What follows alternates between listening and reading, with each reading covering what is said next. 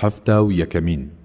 وعنه قال: قال رسول الله صلى الله عليه وسلم: قال الله عز وجل: العز إزراري والكبرياء ردائي، فمن ينازعني عذبته. رواه مسلم. لا أبو هريرة دجيرنوا كاوتويتي پیغمبر صلى الله عليه وسلم فرمويتي: خواي بدا صلاة گورا فرمويتي دا صلاة كراسي منو گوري عباي منا جا هر کسيك لم دو صفت دا ناكوچيم لقل دابكات سزاي ددم واتا عزت و كبريا تايبت بخوايو نابي كس خوي بخاون عزت و گوري بزانيت هر کس بهی خوي بزانيت شر لقل پروردگار دادكات ئاشکرایە لەو شەڕەیشدا هەرگیزا و هەرگیز سەرناکەوێ و نایباتەوە. حەفتا و دووەم. عن أبي درداء رضي الله عنه أن النبي صلى الله عليه وسلم قال: ما من شيء أثقل في ميزان المؤمن يوم القيامة من حسن الخلق، وإن الله يبغض الفاحش البذي. رواه الترمذي. لا أبو درداء رضای پەروەردگاری لێبێت دەجێڕنەوە کە بەڕاستی پێغەمبەر صلى الله عليه وسلم فەرموویەتی: هیچ شتێک لە کێشانەی باوەڕداردا لە ڕۆژی قیامەت قورستر نییە لە ڕەوشجوانی، و بەڕاستی داوێن پیسی و زمان پیسی ڕق و تووڕەی پەروەردگار دروست دەکات. خوا پەنامەندات لە ڕق و تووڕەی خۆی. حەفتا و سێیەمین.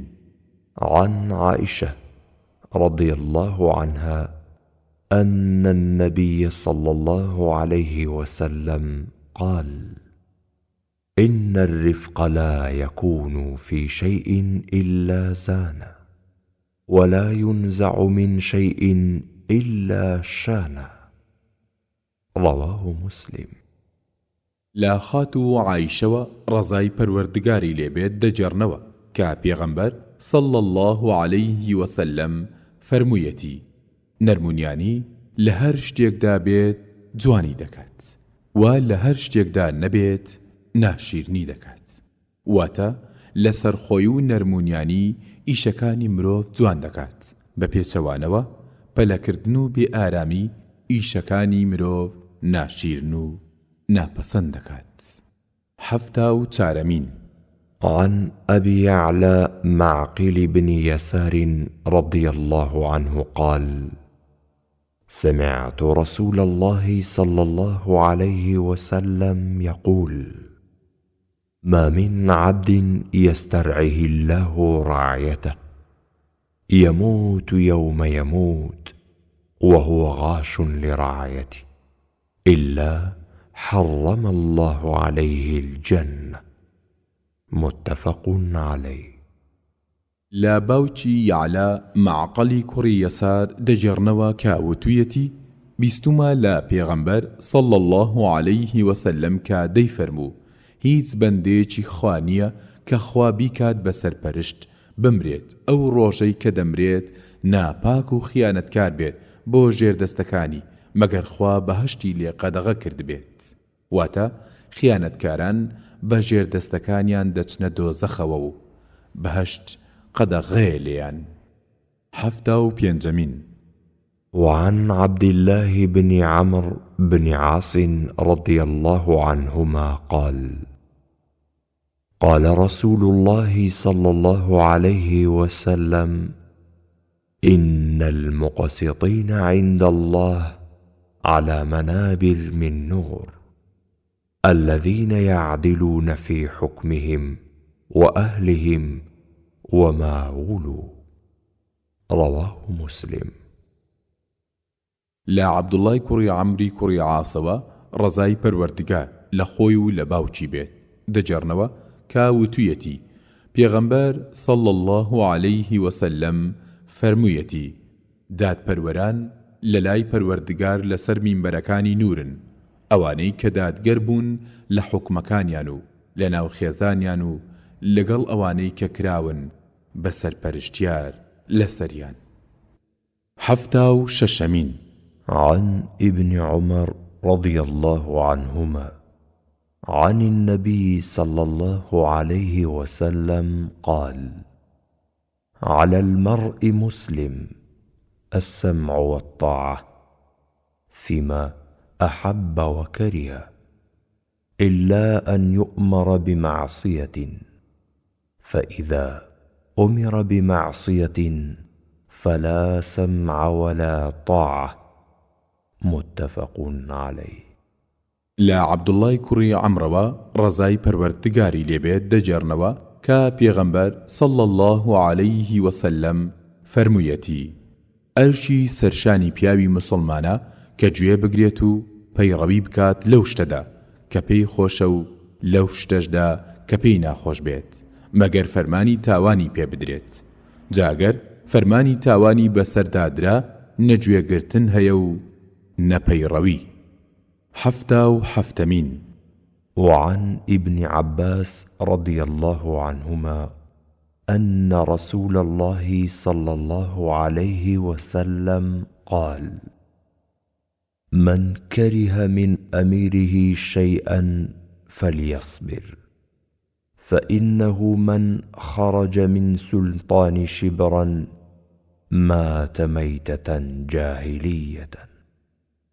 متفق عليه. لا عبد الله كري عباسوا رزاي پروردگاری لێبێت دەجێڕنەوە کە پێغەمبەری خوا صلى الله عليه وسلم فەرموویەتی: هەر شتێکی ناڕێکی بە فەرماندەیەکەوە بینی با خۆی بگرێ بەڕاستی هەر کەسێک لەژێر دەسەڵاتی دەسەڵاتدار هی مسلمان بە ئەندازەی بستێک دەرچێت وەکو مردووە نەفامەکان دەمرێت. 78 عن أبي هريرة رضي الله عنه أن رسول الله صلى الله عليه وسلم قال: إنكم ستحرصون على الإمارة وستكون ندامة يوم القيامة. رواه بخاري. لا أبو هريرة رزاي پروردگاری لێبێت دەجێڕنەوە کە بەڕاستی پێغەمبەری خوا صلى الله عليه وسلم فەرموویەتی: بەڕاستیەوە لە داهاتوودا داکۆچی دەکەن لەسەر ئەمیری و بەڕێوبەری و لە پاشدا لە قیامەتە پەشیمان دەبنەوە. واتە سەرەتاکەی خۆشە و زۆر هەوڵی بۆ دەدەن، بەڵام کۆتاییەکەی ناخۆشە و پەشیمانیە. وتراوە: نعمەتی المرضعة بئست الفاطمة. 79 عن عائشة رضي الله عنهما قالت: قال رسول الله صلى الله عليه وسلم: إذا أراد الله بالأمير خيرا جعل له وزير صدق، إن نسي ذكره، وإن ذكر أعانه، وإذا أراد به غير ذلك جعل له وزير سوء، إن نسي لم يذكره، وإن ذكر لم يعينه. رواه أبو داود بإسناد جيد على شرط مسلم. لا خاتو عايشة رزاي پروردگاری لێبێت دەجێڕنەوە کە پێغەمبەری خوا صلى الله عليه وسلم فەرموویەتی: ئەگەر خوا ئیرادەی خەیری بەکار بەدەستێک کرد یارمەتی دەرێشی ڕاستی بۆ دەگێنێت. ئەگەر لە بیری چوو دەیخاتەوە بیری، و ئەگەر لە بیری بوو یارمەتی دەدات بۆ ئەنجامدانی، و ئەگەر غەیری ئەوەی مەبەست بوو یارمەتی دەرێکی خراپی پێدەدات. ئەگەر لە بیری چوو نایخاتەوە بیری، و ئەگەر لە بیری بوو یارمەتی نادات. 80 عن عمران بن حسين رضي الله عنهما قال: قال رسول الله صلى الله عليه وسلم: الحياء لا يأتي إلا بخير. متفق عليه. لا عمرانی کوڕی حوسەینەوە ڕزای پەروەردگاری لێبێت دەجێڕنەوە کە وتوویەتی: پێغەمبەری خوا صلى الله عليه وسلم فەرموویەتی شەرم هەموو کاتێ خێر لەگەڵ خۆی دەهێنێت واتە هەموو دەم مایەی خێرە بۆ مرۆڤ. 81 عن عبد الله بن عمرو بن عاص رضي الله عنهما أن رسول الله صلى الله عليه وسلم قال: 4 من كن فيه كان منافقا خالصا، ومن كانت فيه خصلة منهن كانت فيه خصلة من النفاق حتى يدعها: إذا اؤتمن خان، وإذا حدث كذب، وإذا عاهد غدر، وإذا خاصم فجر.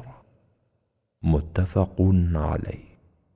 لا عبد الله كري عمري كري عاصوا رزاي پروردگار لخوي و باوچی بێت دەجێڕنەوە کە پێغەمبەری خوا صلى الله عليه وسلم فەرموویەتی 4 شت هەن هەر کەسێک ئەو 4 شتەی تێدا بوو ئەوە منافقێکی تەواوە و هەر کەسێک یەکێک لەوانەی تێدا بێت ئەوە ڕەوشتێکی منافقی تێدایە هەتا وازی لێ دەهێنێ.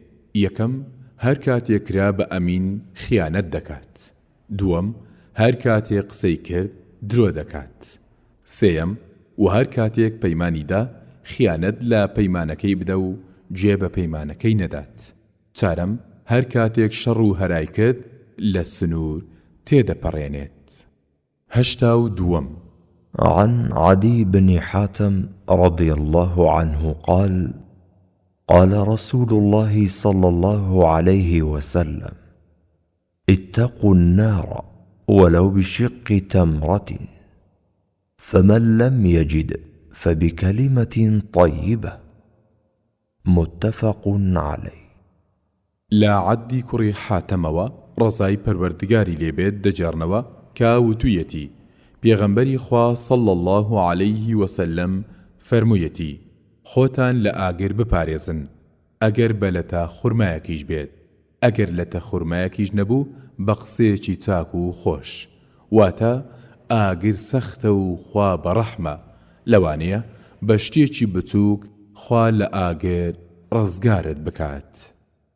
83 عن أبي هريرة رضي الله عنه أن النبي صلى الله عليه وسلم قال: من كان يؤمن بالله واليوم الآخر فليكرم ضيفه، ومن كان يؤمن بالله واليوم الآخر فليصل رحمه، ومن كان يؤمن بالله واليوم الآخر فليقل خيرا أو ليصمت. متفق عليه. لا أبو هريرة رزاي پروردگاری لێبێت دەجێڕنەوە کە پێغەمبەر صلى الله عليه وسلم فەرموویەتی هەر کەسێک باوەڕی هێناوە بە خوا و بە ڕۆژی دوایی با ڕێزی میوان بگرێت و هەر کەسێک باوەڕی هێناوە بە خوا و بە ڕۆژی دوایی با سیلەی ڕەحمی جێبەجێ بکات، واتە سەردان و چاکەکردن لەگەڵ خزم و کەسوکاردا. هەر کەسێک باوەڕی هێناوە بە خوا و بە ڕۆژی دوایی با قسەی خێر بکات یان بێدەنگ بێت. 84 وعنه رضي الله عنه أن رسول الله صلى الله عليه وسلم قال: لا ينظر الله يوم القيامة إلى من جر إزاره بطرا. متفق عليه.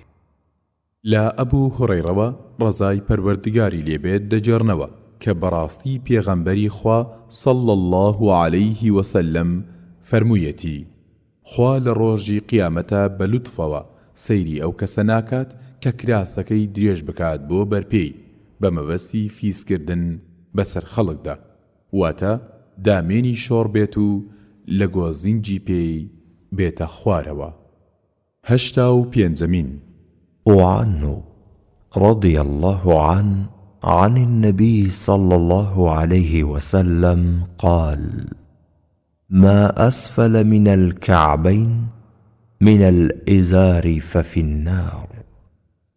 رواه بخاري.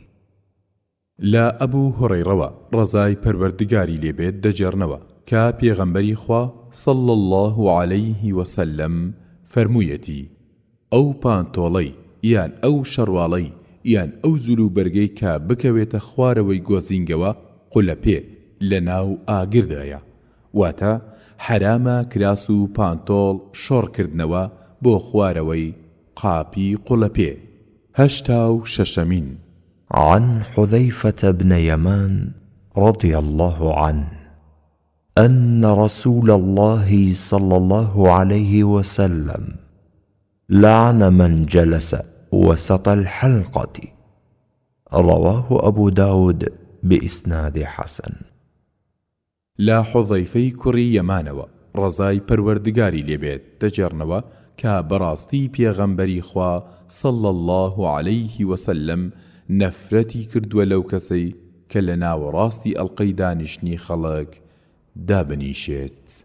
87 عن أبي هريرة رضي الله عنه أن رسول الله صلى الله عليه وسلم قال: يسلم الراكب على الماشي، والماشي على القاعد، والقليل على الكثير. متفق عليه. لا أبو هريرة رزاي پەروەردگاری لێبێت دەجێڕنەوە کە بەڕاستی پێغەمبەری خوا صلى الله عليه وسلم فەرموویەتی سوارە سەلام لە پیادە دەکات، پیادە لە دانیشتوو، وەکەم لە زۆر، و لە هەندێ ڕیوایەتی تر دەهاتووە کە بچووک سەلام لە گەورە دەکات. 89 وعنه رضي الله عنه قال: قال رسول الله صلى الله عليه وسلم: لا يحل لامرأة تؤمن بالله واليوم الآخر تسافر مسيرة يوم وليلة إلا مع ذي محرم عليها. متفق عليه. هەر لە ئەبوو هڕەیڕەوە کە وتوویەتی پێغەمبەری خوا صلى الله عليه وسلم فەرموویەتی ڕەوانیە بۆ هیچ ئافرەتێک کە باوەڕی بەخوا و بە ڕۆژی دوایی هەبێت شەو ڕۆژێک بە سەفەر بچێت مەگەر مەحرەمێکی لەگەڵدا هەبێت. بەداخەوە بە مانگ و نیو ساڵ بە سەفەر دەچێت و لە خوێندنگاکان کوڕ و کچ تێکەڵ دەبن و لافی ئیسلامیش لێ دەدەین. ئەمە بەو مەبەستە نییە کە ئافرەت نەخوێنێ، بەڵکو بەو مەبەستەیە کە چۆن لە وڵاتی ئیسلامیدا ئاوا دژایەتی فەرمانی ئیسلام و پێغەمبەرەکەی بکرێت. بۆ دەبێ ملیارەها پارەی وڵات خەرجی چەک و شتی بێسوود بکرێت، بەڵام نەتوانرێت جێگای ئابڕوومەندانە و نزیک بە ماڵ بۆ ئافرەتانی ساز بکرێت. 90 عن عثمان بن عفان رضي الله عنه قال: قال رسول الله صلى الله عليه وسلم: خيركم من تعلم القرآن وعلمه. رواه بخاري. لا عثمانی کوڕی عەفانەوە ڕزای پەروەردگاری لێبێت دەجێڕنەوە کە وتوویەتی پێغەمبەری خوا صلى الله عليه وسلم فەرموویەتی چاکترینی ئێوە ئەو کەسەیە کە خۆی فێری قورئان بوو بێت و خەڵکیش فێر بکات. 90 عن عثمان بن عفان رضي الله عنه قال: قال رسول الله صلى الله عليه وسلم: خيركم من تعلم القرآن وعلمه. رواه بخاري. لا عثمانی کوڕی عەفانەوە ڕزای پەروەردگاری لێبێت دەجێڕنەوە کە وتوویەتی پێغەمبەری خوا صلى الله عليه وسلم فەرموویەتی چاکترینی ئێوە ئەو کەسەیە کە خۆی فێری قورئان بوو بێت و خەڵکیش فێر بکات. 91 عن عمر بن الخطاب رضي الله عنه أن النبي صلى الله عليه وسلم قال: إن الله يرفع بهذا الكتاب أقواما ويضع به آخرين. رواه مسلم. لا عمری کوڕی خەتابەوە ڕزای پەروەردگاری لەسەر بێت دەجێڕنەوە کە پێغەمبەری خوا صلى الله عليه وسلم فەرموویەتی: بەڕاستی بەم قورئانە گەلێک نەتەوە بەرز دەکاتەوە و گەلێکی تریش نزم دەکاتەوە. واتە ئەو کەسەی پەیڕەوی ئەم قورئانە بکات خوا پلە پایەی دنیا و قیامەتی بەرز دەکاتەوە و ئەوەی گوێی پێنەدات خوای گەورە لە هەردوو ژیاندا نزم و سەرشۆڕی دەکات.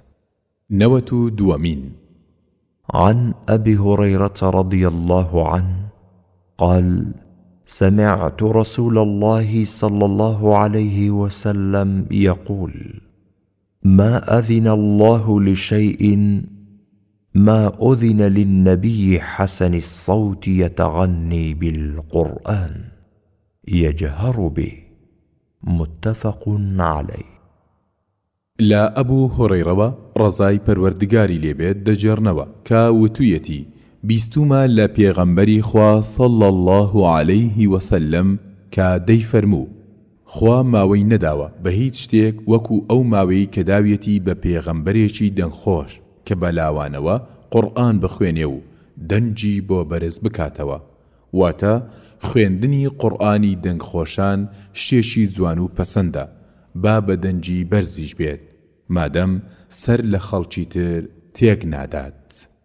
93 عن بريدة رضي الله عنه قال: قال رسول الله صلى الله عليه وسلم: من ترك صلاة العصر فقد حبط عمله. رواه بخاري.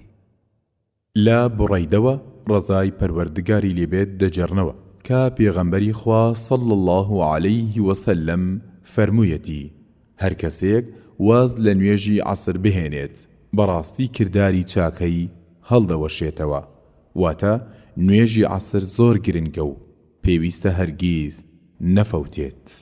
94 عن أبي هريرة رضي الله عنه قال: قال رسول الله صلى الله عليه وسلم: من غدا إلى المسجد أو راح أعد الله له في الجنة نزلا كلما غدا وراح. متفق عليه. لا أبو هريرة ڕزای پەروەردگاری لێبێت دەجێڕنەوە کە وتوویەتی: پێغەمبەری خوا صلى الله عليه وسلم فەرموویەتی: هەر کەسێک بەیانی یان ئێوارە بچێت بۆ مزگەوت خوا ئامادەی کردووە بۆی میوانداریەک لە بەهەشتە هەر بەیانی و ئێوارەیەک کە دەچێت. واتە بە گوێرەی زۆری هاتوو چۆکەی میوانداریەکانی خۆی لە بەهەشتە بۆ زۆر دەبێت. 95 عن ابن عمر رضي الله عنه أن رسول الله صلى الله عليه وسلم قال: صلاة الجماعة أفضل من صلاة الفذ ب27 درجة. متفق عليه. لا عبد الله کوڕی عومەرەوە ڕزای پەروەردگاری لێبێت دەجێڕنەوە کە پێغەمبەری خوا صلى الله عليه وسلم فەرموویەتی: نوێژی جەماعەت گەورەترە لە نوێژی تاک بە 27 پلە. هیوادارم کە نوێژی جەماعەتی مسلمانان نەفەوتێ و لەو چاکە بە نرخە بێبەش نەبن و نزای خێریش بۆ ئەو برای خۆتان بکەن. 96 وعن أبي هريرة رضي الله عنه قال: قال رسول الله صلى الله عليه وسلم: ليس صلاة أثقل على المنافقين من صلاة الفجر والعشاء ولو يعلمون ما فيهما لأتوهما ولو حبوا. متفق عليه. لا أبو هريرة ڕزای پەروەردگاری لێبێت دەجێڕنەوە کە وتوویەتی: پێغەمبەری خوا صلى الله عليه وسلم فەرموویەتی: هیچ نوێژێک لە نوێژی بەیانی و عەیشا قوڕستر نییە لە لای منافقان و ئەگەر بزانن چەند فەڕ و بەرەکەتیان تێدایە دەچن بۆ ئەنجامدانیان ئەگەر باگا گۆڵکەیش بێت. لە پەروەردگار دەپاڕێمەوە کە لە سیفەتی منافقان دوورمان بخاتەوە. 97. وعن ابن مسعود رضي الله عنه قال: سألت رسول الله صلى الله عليه وسلم: أي الأعمال أفضل؟ قال: الصلاة على وقتها. قلت: ثم أي؟ قال: بر الوالدين. قلت: ثم أي؟ قال: الجهاد في سبيل الله. متفق عليه. لا عبد الله كري مسعودەوە ڕەزای پەروەردگاری لێبێت هاتووە کە دەڵێ پرسیارم لە پێغەمبەری خوا صلى الله عليه وسلم کردو وتم کام کردار گەورەترە؟ فەرمووی نوێژ لە کاتی خۆیدا. وتم لە پاش ئەوە چیتر؟ فەرمووی چاکەکردن لەگەڵ دایک و باوکدا. وتم لە پاش ئەوە چیتر؟ فەرمووی غەزاکردن لە ڕێگای پەروەردگاردا. 98. عن جابر رضي الله عنه قال: سمعت رسول الله صلى الله عليه وسلم يقول: إن بين الرجل وبين الشرك والكفر ترك الصلاة. رواه مسلم. لا جابرەوە ڕەزای پەروەردگاری لێبێت هاتووە کە دەڵێ بیستم لە پێغەمبەری خوا صلى الله عليه وسلم دەیفەرموو جوداوازی لە نێوان پیاوی باوەڕدار و مشریک و کافردا وازهێنانە لە نوێژ، واتە نیشانەوەی جیاکەرەوەی باوەڕدار لە کافر و مشریک نوێژکردنە کە نوێژ نەبوو جوداوازی نامێنێتەوە. لەسەر ئەم فەرمودەیە هەندێک زانان نوێژنەکەر بە کافر دەزانن و حەقیان بەدەستە. 99. عن أنس رضي الله عنه قال: قال رسول الله صلى الله عليه وسلم: سووا صفوفكم فإن تسوية الصف من تمام الصلاة. متفق عليه. لا ئەنەسەوە ڕەزای پەروەردگاری لێبێت هاتووە کە پێغەمبەری خوا صلى الله عليه وسلم دەفەرمێت ڕیزەکانی نوێشتان ڕێخەن، لاق لە لاق و شان لە شان بدات، چونکە ڕێک و پێچی ڕیز بەشێکە لە تەواوکەری نوێش. بەداخەوە لە هەموو بارەیەکەوە لامانداوە لە ڕەوشت و فەرمانی پێغەمبەری خوا صلى الله عليه وسلم. تەنانەت زۆر کەس هەیە کە داوای ڕێک و پێچی ڕیزی لێ بکەیت لە باتی ئەنجامدان بەپەلە زۆر تووڕە دەبێت، جاری واشەیە لە مزگەوت و جەماعات دەردەچێت. 100. عن عبد الله بن مغفل رضي الله عنه قال: قال رسول الله صلى الله عليه وسلم: بين كل آذانين صلاة، بين كل آذانين صلاة، بين كل آذانين صلاة. قال في ثالثة: لمن شاء، لمن شاء. متفق عليه. لا عبد الله كري مغفلەوە ڕەزای پەروەردگاری لێبێت هاتووە کە وتوویەتی پێغەمبەری خوا صلى الله عليه وسلم فەرموویەتی لە نێوان هەموو بانگ و قامەتێکدا نوێژکردن هەیە، لە نێوان هەموو بانگ و قامەتێکدا نوێژکردن هەیە، لە نێوان هەموو بانگ و قامەتێکدا نوێژکردن هەیە. لە جاری سێمدا فەرمووی بۆ کەسێ مەیلی لێبێت، واتە ئەو نوێژە سوننەتە و پێش هەموو فەرزەکانەکات لە پاش بانگ، تەنانەت عەسر و هەینیش خوش زاناترە. 102. عن أم حبيبة رضي الله عنها قالت: قال رسول الله صلى الله عليه وسلم: من حافظ على 4 ركعات قبل الظهر و4 بعدها حرم الله على النار. رواه أبو داود والترمذي وقال: حديث حسن صحيح. لا حەبیبەوە ڕەزای پەروەردگاری لێبێت هاتووە کە وتوویەتی پێغەمبەری خوا صلی الله عليه وسلم فەرموویەتی هەر کەسێک 4 کات پێشنوێژی نیوەڕۆ و 4 کات نوێژی دوای نیوەڕۆ نەفەوتێنێ پەروەردگار ئاگری دۆزەخ لەو قەدەغە دەکات واتە ناچێتە دۆزەخەوە وەلیلله الحەمد في الأولى والآخرة. 103 عن ابن عمر رضي الله عنهما عن النبي صلى الله عليه وسلم قال: رحم الله أمرا صلى قبل العصر 4. رواه أبو داود والترمذي وقال حديث حسن. لا عبدالله کوڕی عومەرەوە ڕەزای پەروەردگاریان لێبێت هاتووە کە پێغەمبەری خوا صلی الله عليه وسلم فەرموویەتی ڕەحمەتی پەروەردگار لەو کەسە بێت کە 4 کات نوێژی سنەتی پێش عەسری کرد واتە پێش نوێژی عەسر سنەت هەیە چ 2 کات بێت وەکو لە حەدیثی عەبدوڵڵای کوڕی مغەفەلدا هاتووە یان 4 وەکو لێرەدا.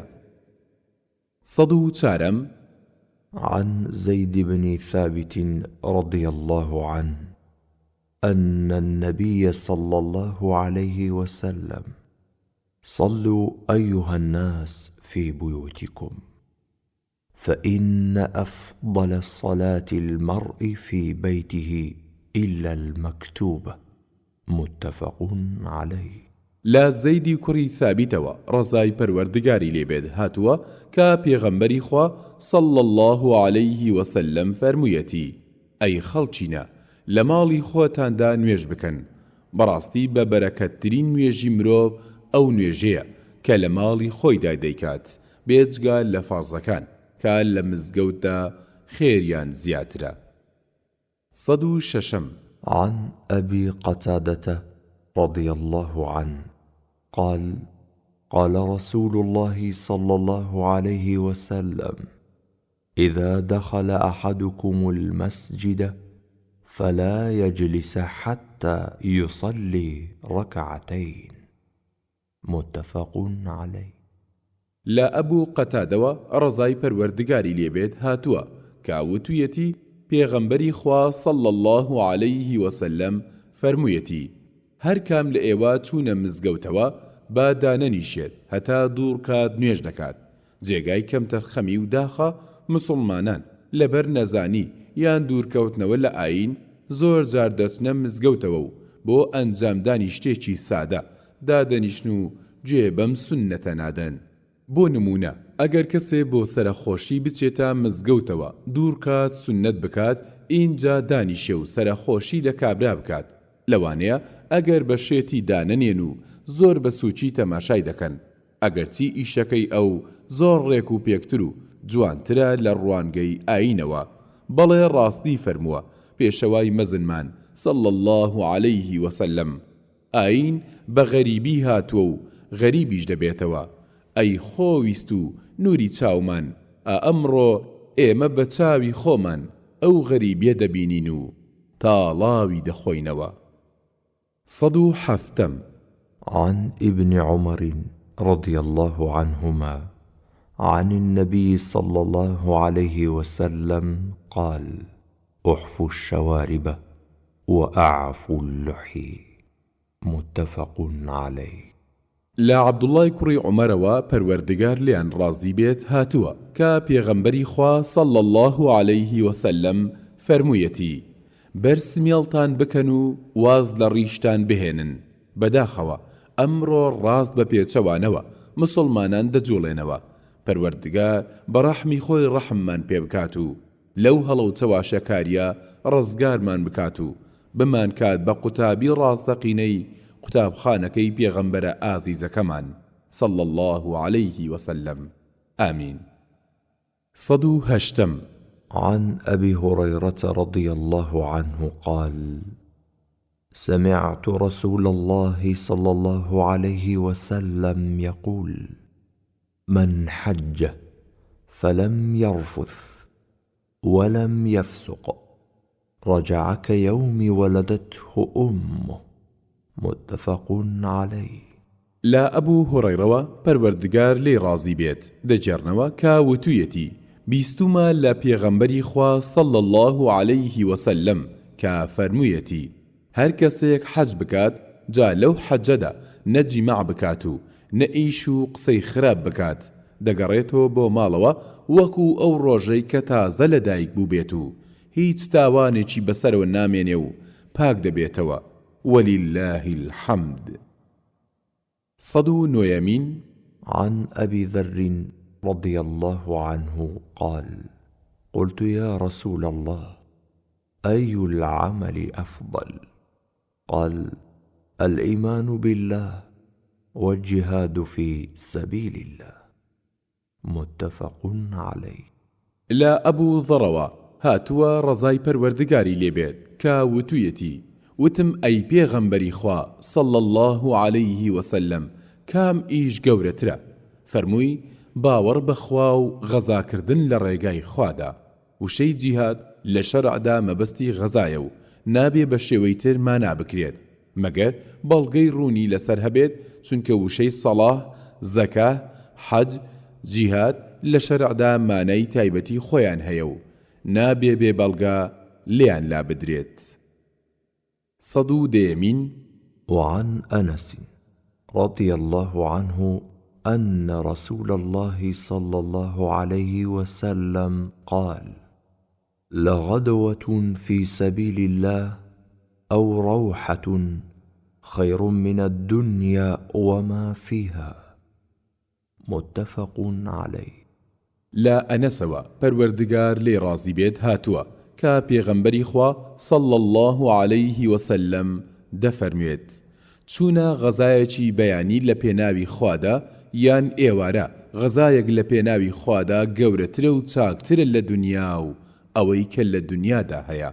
بەڵێ یارە بەڕێزەکانی پێغەمبەری خوا صلى الله عليه وسلم باوەڕی ڕاستیان بەم فەرمودانەی پێغەمبەر بوو بۆیە هەر کە جاری جیهاد و غەزا دەدرا بە پەلا ئامادە دەبوون.